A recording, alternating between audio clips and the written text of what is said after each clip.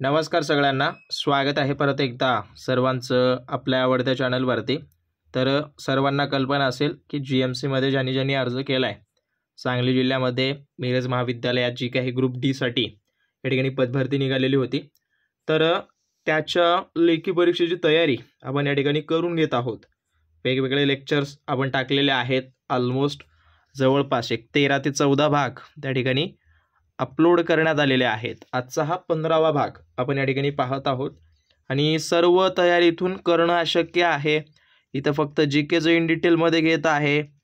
So बाकीचे जे काही प्रश्नांचा दर्जा सराव पेपर आहेत जे तुम्हाला बऱ्याचपैकी उपयोगी पडतील।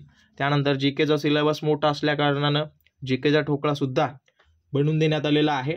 सो त्या ठिकाणी कॉन्टॅक्ट करून व्यवस्थित जे काही प्राइस वगैरे आहे त्या पद्धतीने ते पाहून ते तुम्ही घेऊ शकता।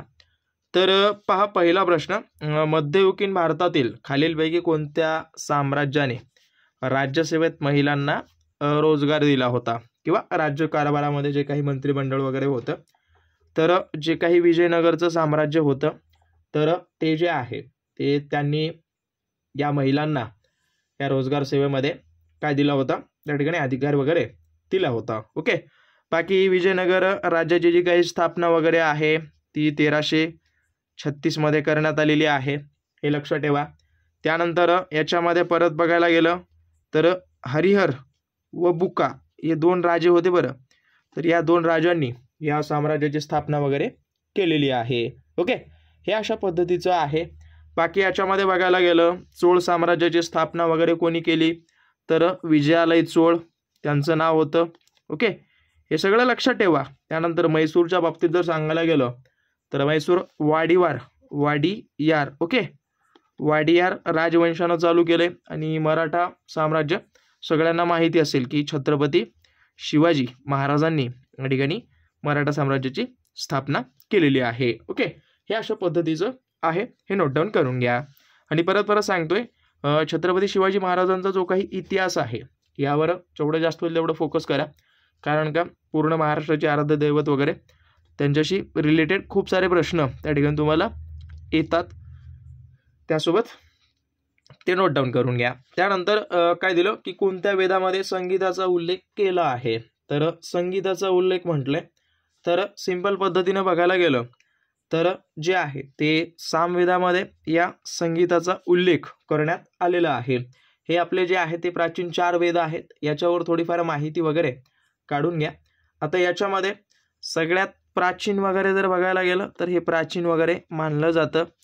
त्यानंतर परत यजुर्वेदामध्ये एक यज्ञाविषयी वगैरे माहिती आहे आणि सामवेदामध्ये त्यासोबत हे जे काही संगीताचा पाया वगैरे किंवा संगीत कलेची माहिती वगैरे या वेदामध्ये आहे। त्यानंतर अथर्ववेद हा शेवटचा वेद आहे, लक्ष ठेवा, आणि याच्यामध्ये स्पेशली करून जीवन कसं जगावं, त्यानंतर आयुर्वेदचाच हा एक भाग वगैरे आहे। ओके, हे सगळं लक्ष ठेवा। त्यानंतर पानिपतचं जे आहे ते पहिलं युद्ध काय म्हटलं की कोणामध्ये झालं, तर जे पानिपतचं पहिलं युद्ध आहे ते बाबर आणि इब्राहिम लोधी या दोघांमध्ये झालेलं आहे, लक्ष ठेवा।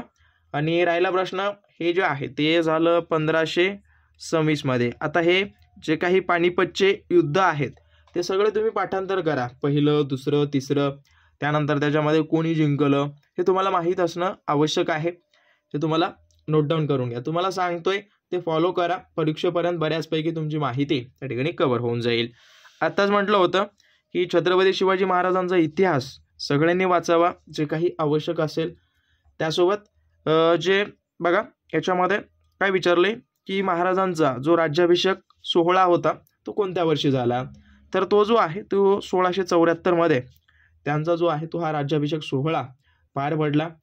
आता यांच्या जन्माविषयी किंवा छत्रपती शिवाजी महाराजांचा जन्मापासून जो काही राज्याभिषेकचा कालखंड वगैरे आहे तोपर्यंत जेवढे महत्त्वाचे घटना त्यांच्या जीवनात झालेल्या आहेत ते सगळं तुम्हाला माहिती असू द्या। जसं की 1630 मध्ये त्यांचा जन्म झाला शिवनेरी किल्ल्यावर, सगळ्यांना माहिती असेल। ओके, त्यानंतर परत 1640 मध्ये त्यांचा विवाह झालेला आहे।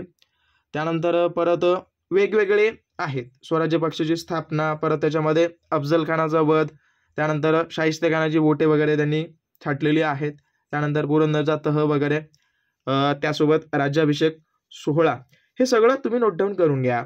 ओके, हे तुम्हाला सांगतोय का हे. त्यानंतर ब्रिटिशांविरुद्ध पंजाब येथे कुका विद्रोहाचं नेतृत्व कोणी केलं, तर हे जे आहे ते कोणी केलेलं आहे, तर रामसिंग यांनी केलेलं आहे. लक्षात ठेवा. तर सिंपल पद्धतीने सांगायला गेलं तर हे जे आहे ते महत्त्वाचा एक कुका विद्रोह वगैरे घडून आलेला आहे. हेही महत्त्वाचं आहे, नोट डाऊन करून घ्या.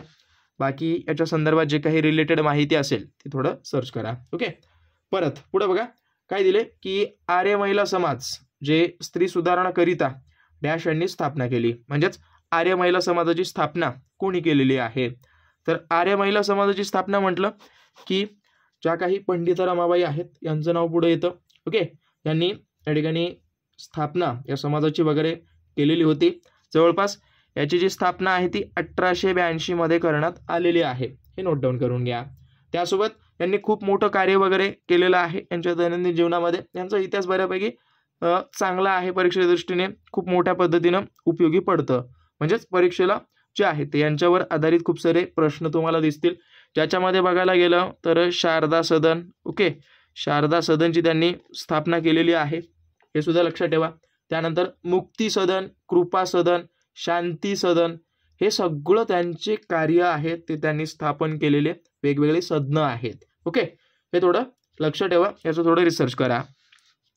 त्यानंतर महाराष्ट्रातील होम रूल चळवळीचे नेतृत्व वगैरे कोणी केलं, तर हे जे आहे ते लोकमान्य टिळक किंवा बाल गंगाधर टिळक यांनी जे आहे ते हे नेतृत्व वगैरे केलेलं आहे. किंवा प्रणेते कोण आहेत, सॉरी नेतृत्व नाही आहे, प्रणेते. बरं, हां, हे थोडं करेक्शन करून घ्या प्लीज.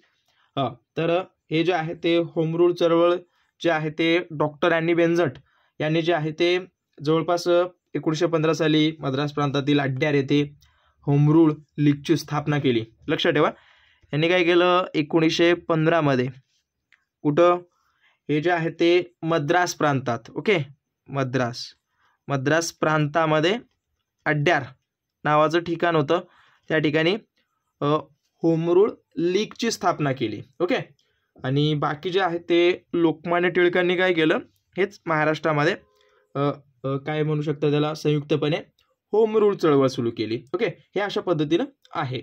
परत त्यांनी जे आहे ते 1916 मध्ये, लक्षात ठेवा, 1916 मध्ये लोकमान्य टिळकांनी जे आहे ते या ठिकाणी स्थापन केलेलं आहे. ओके, ते स्थापन म्हणजेच त्याला आपण काय म्हणू शकतो, होम रूल लीगची स्थापना त्यांनी स्थापन केली. ओके, हे लक्षात ठेवा. त्यानंतर मैकल पर्वतरांगा कोणत्या राज्यात आहेत, तर हे जे आहे ते छत्तीसगड राज्यामध्ये आहे, हे लक्षात ठेवा. त्यानंतर बाकी राजस्थानमध्ये अरवली डोंगररांगा आहेत. त्यानंतर सिक्कीम, त्यानंतर हिमाचल प्रदेशमध्ये स्पेशली करून शिवालिक डोंगररांगा आहेत.